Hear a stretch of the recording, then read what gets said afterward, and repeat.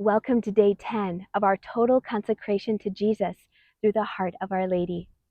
Today we'll speak about Jesus performing a miracle at Mary's request.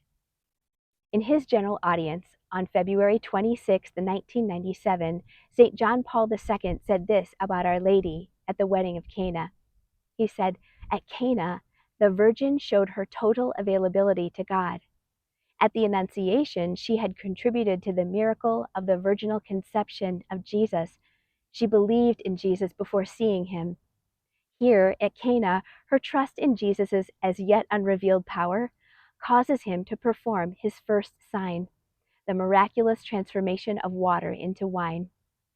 Mary's request to the servants, 'Do whatever he tells you,' keeps its ever-timely value for Christians of every age, and is destined to renew its marvelous effect in everyone's life. It is an exhortation to trust without hesitation, especially when one does not understand the meaning or the benefit of what Christ asks.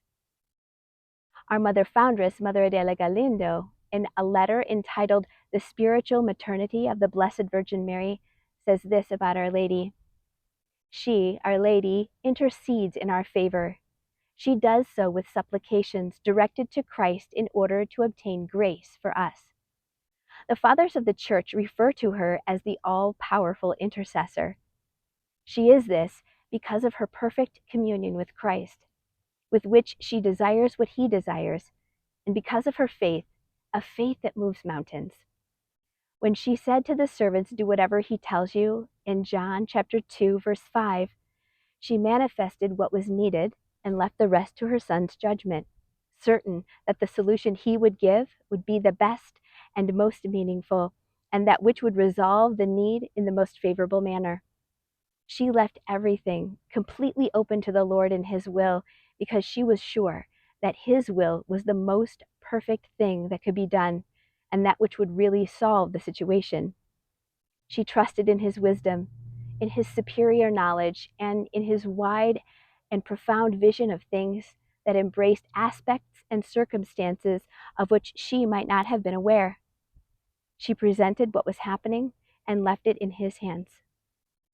It is this kind of faith which obligated the Lord with greater force than the most astute arguments or contentions. When the Virgin spoke to him, his hour had not come. After speaking with so much faith, his hour came immediately. The faith of the Virgin permeated the words of her brief phrase that altered time, making the hour in which Christ manifested his divinity come quicker through an extraordinary manifestation that strengthened and augmented the faith of his disciples. Amen. All for the heart of Jesus, through the heart of Mary.